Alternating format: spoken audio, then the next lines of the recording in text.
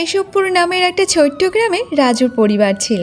তবে রাজুর পরিবারে ছিল রাজু এবং রাজুর স্ত্রী আর রাজুর বয়স্ক মা। তবে রাজুর স্ত্রী ছিল যেমনই সুন্দর তেমনই লম্বা ঘন চুল ছিল, তাই সেই কারণে তার অনেক অহংকার ছিল।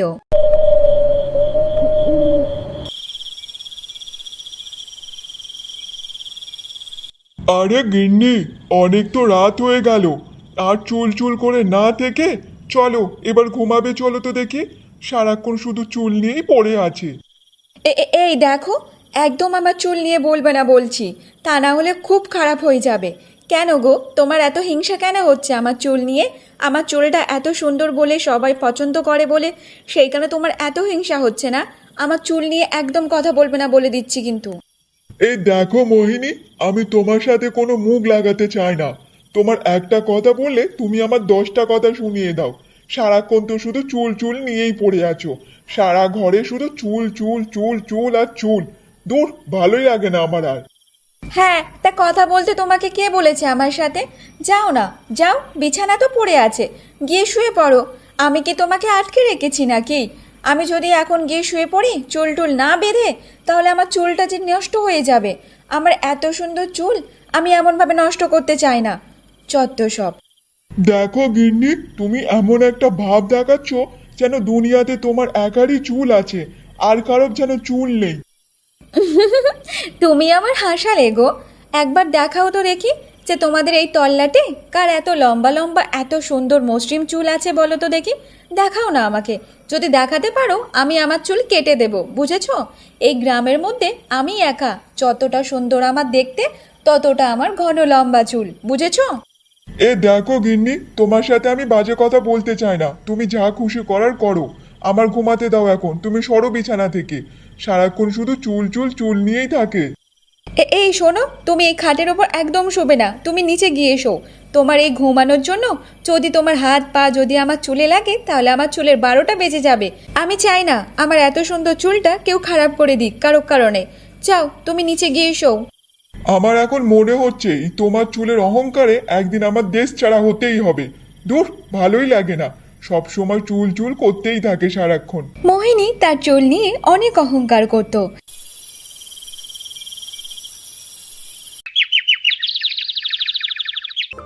আমার এত সুন্দর লম্বা চুল দেখলে আমার নিজেরই লোভ লাগে। ওহ, কত সুন্দর চুল আমার! এই গ্রামের মধ্যে আমার মতো এত ঘন লম্বা চুল কারোর নেই, একমাত্র আমার। ঈশ্বর যে আমাকে কী দিয়ে বানিয়েছে তা কী বলবো।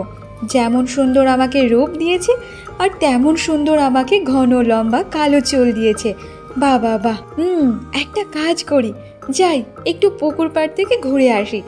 যদি কাউকে দেখতে পাই তাহলে আমার লম্বা চুলটা তাকে দেখাবো। তাহলে সেও অনেক প্রশংসা করবে। যাই যাই, একটু গিয়ে ঘুরে আসি। মোহিনী যখন পুকুর পাড়ে যাওয়ার জন্য বেরোচ্ছিল, তখন সে পিছন থেকে তার শাশুড়ি মা তাকে ডাকতে থাকে। আরে ও বৌমা, কোথায় যাচ্ছ বলো তো এত সকাল সকাল? তার সংসারের কাজকর্ম রান্না বান্নাগুলো তো করতে হবে। তা কখন করবে শুনি, বলো তো দেখি। কে বলছেন মা? আমি নাকি রান্না বান্না করব? দেখুন, আমি রান্না বান্না করতে পারবো না। আর এইসব সংসার ধর্মর কাজকর্ম আমার একদম পছন্দ না। আর যদি এক্ষুনি রান্না বান্না করতে যাই, তাহলে আগুনের তাপ লেগে পুরো শরীর টরীর একদম কালো হয়ে যাবে। আর আগুনের তাপ লেগে আমার চুলটার 12টা বেজে যাবে। না না মা, আমি করতে পারবো না, তুমি করে নাও। কি বলছো বৌমা?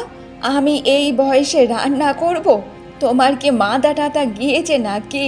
তাহলে আমি ঘরেতে বৌমা কেন নিয়ে এসেছি বলো? তা তোমাকে মুখ দেখানোর জন্য কি এখানে নিয়ে এসেছি নাকি? দেখুন মা, আমি একটু পুকুর পাড়ে যাচ্ছি আমার খোলা চুলগুলোর একটু ঠান্ডা বাতাস খাওয়ানোর জন্য। তুমি রান্নাবান্নাগুলো করে রাখো, আমার এইসব করতে একদম পছন্দ হয় না।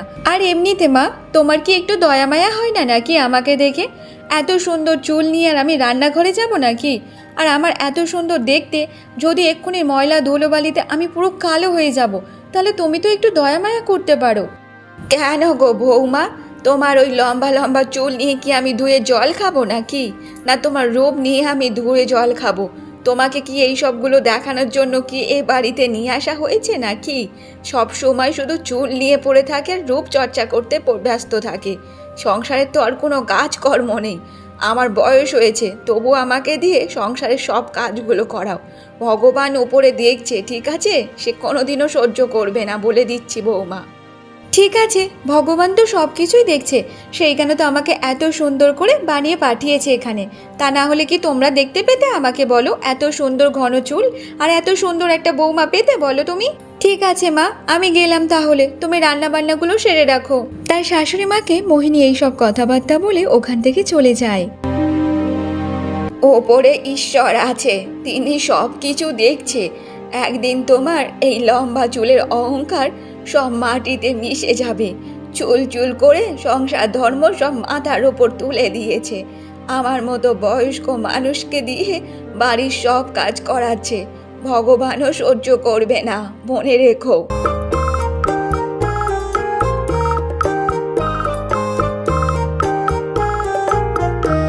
আরে, আমি তো ভেবেছিলাম পুকুর পাড়িতে কাউকে দেখতে পাবো না, কিন্তু এখানে তো দুজন বসে আছে, মালতী আর ললিতা বসে আছে। যাই যাই যাই, আমি গিয়ে আমার চুলটা একটু দেখিয়ে আসি। আরে ললিতা আর মালতী, তোমরা এখানে পুকুর পাড়ে একা একা বসে বসে কি করছো গো? কি আর করবো বৌদি, এখানে বসে বসে একটু গল্প করছি দুই বান্ধবী মিলে। তা তুমি এখানে কি করতে এসেছো? আরে, আমি আবার কি করতে আসবো? আমার এই লম্বা কালো ঘন চুলগুলোকে একটু বাতাস খাওয়াতে নিয়ে আসলাম। কেন গো বৌদি, তোমার চুল আছে বলে কি তুমি বাতাস খাওয়াতে নিয়ে এসেছো নাকি? আজ পর্যন্ত বাপের জন্মে কোনোদিন শুনিনি যে কেউ চুলগুলো বাতাস খাওয়াতে নিয়ে এসেছে। যদি কারো চুল ভিজে থাকতো, সে নয় একটু এসে বাতাস খাওয়াতো। তা তোমার এত শুকনো চুল আবার বাতাস খাওয়াতে নিয়ে এসেছো কেন এখানটায়? এবার বুঝতে পেরেছি, তুমি আমার চুলগুলো দেখে খুব হিংসা করছো, সেই কারণে এত রেগে রেগে আমাকে বলতো। হিংসা তো হবেই, কারণ তোমার মাথায় এমন ভালো চুল তো নেই, সেই কারণে হিংসা হবে, তাই না? না গো বৌদি, আমরা হিংসা কেন করব? এটা তো সত্যি যে তোমার সত্যি চুলগুলো অনেক সুন্দর, তা বলে যে আমরা হিংসা কেন করব বলো? এই ললিতা, তোর কি চোখে ছানি পড়েছে নাকি? দেখতে পাস না যে চুলগুলো কি খুবই সুন্দর লাগছে নাকি? এই বৌদি না সব সময় চুল নিয়ে খুব অহংকার করতে থাকে। এমন কি চুলের মধ্যে আছে যে এত অহংকার করছে? এই দেখো ননদিনী, একদম আমার চুল নিয়ে বাজে কথা বলবে না। চোখে তো ছানি ওর পড়েনি, তোমার পড়েছে, কারণ আমার এত সুন্দর চুল দেখে তুমি সহ্য করতে পারছো না। আর দেখো ললিতা, ললিতা নিশ্চয়ই দেখেছে, কারণ ওর চোখ একদম ভালো আছে, তাই তো দেখতে পাচ্ছে আমার এত সুন্দর চুল। এই দেখো বৌদি, একদম বাজে কথা বলবে না। সব সময় শুধু চুল নিয়ে অহংকার করতে থাকো। একদিন এমন একটা দিন আসবে যে তোমার এই অহংকার দেখবে মাটিতে মিশে যাবে, বলে দিলাম। আচ্ছা ললিতা বোন, তুমি একটা কথা বলো তো, এই গ্রামেতে কাউকে দেখাতে পারবে যে আমার মতো এত সুন্দর কারো চুল আছে? তুমি বলো, দেখাতে পারবে আমাকে? না বৌদি, তুমি তো একটা কথা ঠিকই বলেছ, এই গ্রামে তোমার মতো এত সুন্দর লম্বা ঘন চুল কারোর নেই, তোমারই মাথায় একমাত্র আছে। সত্যি তোমার চুলগুলো অনেক সুন্দর। জানি জানি ললিতা, এই গ্রামেতে আমার মতো এত সুন্দরী আর ঘন লম্বা চুল কারোর নেই, বুঝেছ? আর কোনোদিনও হবে না আমার মতো। ভগবান আমাকে এত সুন্দর করে পাঠিয়েছে, কেন যে তোমার দাদার মতো ভ্যাবলাচরণ আমার কপালে জুড়ল তা কে জানে। আমার কপালে তো আরও অনেক ভালো রাজপুত্র জুটতে পারতো। জানি না এখানে যে কেন কি কপাল জুটে আমার বিয়ে দিয়েছে তা কে জানে। বৌদি, তুমি এমনভাবে কেন বলছো? আমাদের দাদা অনেক ভালো, এমন ছেলে তুমি কোথাও খুঁজে পাবে না, বুঝেছো? এই ললিতা শোন, তুই যদি এখানে বসে বসে আর বাজে বাজে কথা শুনতে থাকিস, তাহলে আমি চলে যাচ্ছি। তুই এখানে একাই বসে থাক, আমার এখানে এক মুহূর্ত থাকতে ইচ্ছা হচ্ছে না। তারপর তারা ওখান থেকে চলে যায়।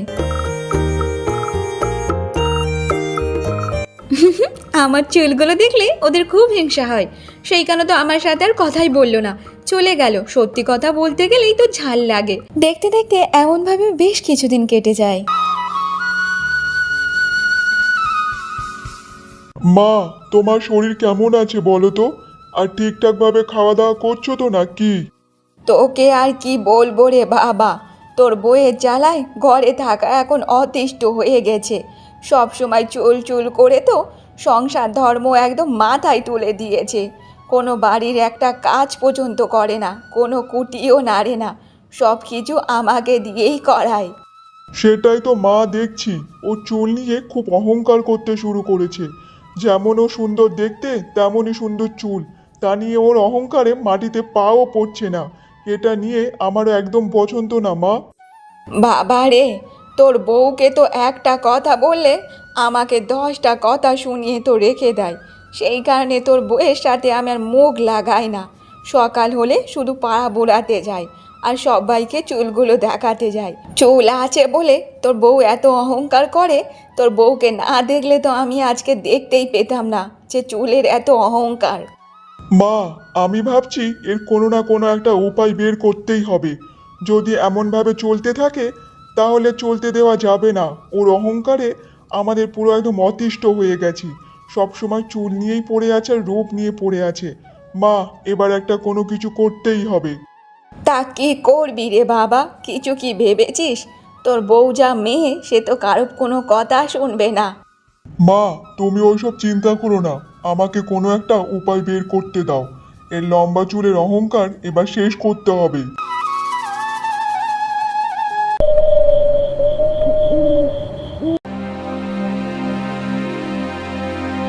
এই শোনো না, একটা কথা ছিল। তুমি একটু ওই মকুলদাদের বাড়ি থেকে গিয়ে একটা লাল ফুল এনে দাও না গো, আমার চুলে মারবো। আরে গিন্নি, এখন কি দেখছো কটা বাজে? সে খেয়াল কি আছে? রাত 12টার সময় বলছো তোমার জন্য ফুল এনে দেবো, তুমি মাথায় লাগাবে। এই শোনো, আমার এই সুন্দর চুলের জন্য সকাল হোক কিংবা দিন হোক কিংবা রাত হোক, কোনো কিছু সময় যায় না। আমার জন্য একটা তাড়াতাড়ি ফুল এনে দাও তো দেখি। আমার এই এত সুন্দর ঘন রেশমি চুলে একটা ফুল দিলে আরও অনেক সুন্দর লাগবে। যাও যাও, তুমি গিয়ে একটা ফুল নিয়ে আসো। দেখো গিন্নি, তোমার যদি এই ফুল টুল লাগানোই হয় চুলে, তাহলে তুমি গিয়ে নিজে নিয়ে আসো, আমি যেতে পারবো না। আর আমার কানের ধারে ঘ্যান ঘ্যান করো না, বুঝেছো? এই তুমি শোনো, তুমি যদি না যাও তাহলে কিন্তু আমি কান্না করতে থাকবো, বুঝেছো? আর আমার এই কান্না শুনে তাহলে গ্রামের সবাই একজোট হয়ে যাবে আর সবাই এটাই বলবে যে দেখো রাতে বউকে ধরে মারামারি করছে। তখন ভালো হবে না? সেটাই তো ভাবছি। তোমার চুলের কাছে তোমার স্বামীর কোনো মূল্য নেই। কেন যে আমার তোমার সাথে বিয়ে হয়েছে তা কে জানে। বিয়েটা তো না হতেই পারতো। এই শোনো, তুমি তো এটা ঠিকই বলেছো যে তোমার থেকেও আমার দামি আমার চুল। আর হ্যাঁ, তুমি যে বলছো কেন বিয়ে হয়েছে, তোমার তো কপাল তো খুলে গেছে। একেই তো ভ্যাবলাচরণ, তার উপর আমার কপালে এসে জুটেছো। তার উপর তো এত সুন্দরী একটা বউ পেয়েছো। তোমাকে তো আমার নিয়ে গর্ব করা উচিত, বুঝেছো? যাও তো যাও, তাড়াতাড়ি আমার জন্য ফুলটা এনে দাও। লাল একটা সুন্দর ফুল নিয়ে আসবে, বুঝেছো? তারপর রাজু সেই রাতের বেলা মোহিনীর জন্য একটা লাল ফুল এনে দেয়। তারপর মোহিনী সেই ফুলটা নিয়ে তার চুলে লাগিয়ে দেয়। বাহ বাহ বাহ, দেখো দেখো কত সুন্দর লাগছে আমার চুলে ফুলটা দিয়ে। বাহ বাহ বাহ, কত সুন্দর লাগছে। আর পারা যাচ্ছে না, এবার কোনো একটা কিছু উপায় বের করতেই হবে। দেখতে দেখতে একে অনেক সুযোগ দিয়ে দিয়েছি, আর কোনো সুযোগ দেব না। একদিন মোহিনী রাস্তা দিয়ে বাড়িতে যাচ্ছিল, আর তখন সেখানে সেই রাস্তাতে সেই মালতীর সাথে তার দেখা হয়ে যায়। মোহিনী মালতীকে দেখে সে অবাক হয়ে যায়। তারপর সে মালতীকে বলতে থাকে, আরে মালতী, এটা আমি কি দেখছি? কিছুদিন আগে তো দেখলাম যে তোমার চুলগুলো কত ছোট ছোট ছিল, আর এখন দেখতে পাচ্ছি তোমার চুলগুলো এত বড় বড় লম্বা লম্বা হয়ে গেছে। কিন্তু এটা কি করে সম্ভব বলো তো? তোমার এত লম্বা লম্বা চুল কি করে হলো? কেন গো বৌদি, তুমি কি এটাই ভেবেছিলে যে লম্বা লম্বা ঘন ঘন চুল শুধু তোমার একারই হবে, আর কারো হতে পারে না নাকি? হ্যাঁ, আমার হয়েছে, তবে আমি একটা জিনিস মেখেছিলাম, সেই কারণে আমার এত লম্বা লম্বা চুল হয়েছে। দেখো না এবার আমার চুলগুলো কত সুন্দর সুন্দর। তখন মোহিনী মনে মনে ভাবতে থাকে, আরে এমন কি মেখেছে যে যার কারণে এত লম্বা লম্বা ঘন ঘন চুল হয়ে গেছে? এখন তো দেখতে পাচ্ছি আমার থেকেও সুন্দর চুল হয়ে যাবে ওর। এবার একটা কাজ করি, ওর কাছ থেকে তার থেকে ওই জিনিসটার কথা আমি জেনে নিই, ও এমন কি জিনিস মেখেছে। কি বৌদি, এত কি ভাবছো যে আমি এমন কি জিনিস মেখেছি যার কারণে আমার চুল এত বড় বড় এত সুন্দর, তাই না? না না, আমি কেন ওরকমই ভাববো যে তুমি কি মেখেছো না মেখেছো। তবে একটা কথা বলবো, তুমি এমন কি মেখেছো যে চুল এত লম্বা লম্বা? আমার তো মনে হয় তুমি আমাকে মিথ্যে কথাই বলছো।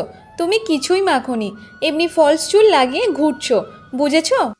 দেখো বৌদি, আমি কোনো নকল চুল লাগাইনি। আর যদি আমি নকল চুল পরাই তাহলে আমার চুলে হাত দিলে তো চুল তো আপনা আপনি খুলে পড়ে যাবে। তাহলে তুমি যতই টানাটানি করো না কেন, এ চুল একটাও পড়বে না, বুঝেছো? আরে বোন, বলো না গো, যে তুমি এমন চুলে কি মেখেছো যার কারণে চুল এত লম্বা লম্বা হয়েছে? জানো তো, আমার একটা মাসির মেয়ে আছে, তার একদম মাথায় চুল নেই, সেই কারণে তো ওর বিয়েটা হতে চায় না। যদি তুমি সেই জিনিসটার কথা বলো তাহলে আমার মাসির মেয়েকে বলবো মাখতে। যদি একটু চুল টুল হয় তাহলে একটু বিয়ে থা হবে তো, বলো? দেখো বৌদি, আমি তোমাকে হাড়ে হাড়ে চিনি, ঠিক আছে? তোমার এইসব মিথ্যে নাটকগুলো বন্ধ করো। আর আমি ওই জিনিসটার কথা তোমাকে কখনোই বলবো না, তাহলে তোমার অহংকার আরও বেড়ে যাবে। একে তো তোমার এত সুন্দর চুলে অহংকার তো শেষ নেই, আর ওটা মাখার পর আরও সুন্দর হয়ে যাবে চুল, সেই কারণে আরও অহংকারে তোমার একদম মাটিতে পা পড়বে না। আমি তোমাকে বলবো না বাবা। এইসব কথা শুনিয়ে মালতী ওখান থেকে চলে যায় সে বাড়িতে। খুব হিংসুটে মেয়ে ছেলে একটা, একবারের জন্য বললো না যে চুলে কী সব মেখেছে। ঠিক আছে, আমিও দেখে নেব যে ওই চুল আর কতদিন থাকে। এইসব বাজে কিছু জিনিস মাখলে চুল বেশি দিন থাকে না, এমনামনি পড়ে যায়। আমিও দেখব। তারপর মোহিনী সে বাড়িতে চলে যায়। দেখতে দেখতে এমনভাবে আরও বেশ কিছুদিন কেটে যায়। একদিন মোহিনীর শাশুড়ি সরলা সে একটা হাতে করে বোতল নিয়ে বাড়িতে আসে। আরে মা, তুমি তো কোনোদিন বাড়ির বাইরে বেরো না, তাহলে আজকে কোথায় গিয়েছিলে বলো তো? আর তোমার হাতে ওটা কি বলো তো? তুমি ওটা হাতে করে কি নিয়ে আসছো? আরে বৌমা, তোমাকে কি আর বলবো, তুমি তো সবসময় তোমার চুলের খুব অহংকার করো। এইবার দেখবে আমার চুলটা আমি কেমনভাবে বানাই। আর এই যে শিশিরটা দেখতে পাচ্ছ, এটা হচ্ছে একটা জাদুই তেল। এই তেলটা মাখার পর আমার চুল আরও লম্বা, কালো, ঘন হয়ে যাবে, তোমার থেকেও সুন্দর হয়ে যাবে, দেখবে। তা মা, তোমার তো এখন বয়স হয়ে গেছে, তাই এই বয়সে চুল বড় বড় করে কি করবে বলো তো দেখি? আর এমনিতে তুমি কি করে জানো যে এই তেলটা মাখলে যে চুল লম্বা লম্বা হয়? আরে বৌমা, এইসব ব্যাপারে আমি কি জানবো বলো? আজকের আমি ওই গ্রামের মালতীদের বাড়িতে গিয়েছিলাম, তা ওর মা আমাকে এই বোতলটা দিল, বলল যে এই তেলটা মাখার পর নাকি চুল নাকি অনেক বড় বড়, লম্বা লম্বা, ঘন ঘন হয়। তাই জন্য তো আমি নিয়ে আসলাম। আর বলে দিয়েছে যেন এই তেলটা আমি রাতে মেখে শোয়ার পর সকালে উঠে দেখবো নাকি আমার চুল একদম লম্বা লম্বা হয়ে গেছে। আরে, আমি তো মালতীকে জিজ্ঞাসা করেছিলাম এমন কি তেল মেখেছিল, কিন্তু এমন একটা মেয়ে, ও বলতেই চাইলো না। বাহ, আমার শাশুড়ি এতদিনে একটা ভালো কাজ করেছে। তবে এই তেলটা আমি আমার শাশুড়িকে একদম মাখতে দেব না। এই তেলটা আমি মেখে নেব সব, তাহলে আমার চুল আরও সুন্দর হয়ে যাবে। হ্যাঁ মা, ঠিকই বলেছেন। আমিও মালতীকে দেখছিলাম, ও চুলগুলো কত লম্বা লম্বা হয়ে গেছে। ঠিক আছে মা, আপনি তাহলে এই তেলটা রাতে মেখে শুয়ে থাকবেন, আর সকালে দেখবেন যে কত লম্বা লম্বা হয়ে গেছে। এইসব বলে সে মোহিনী ওখান থেকে চলে যায়।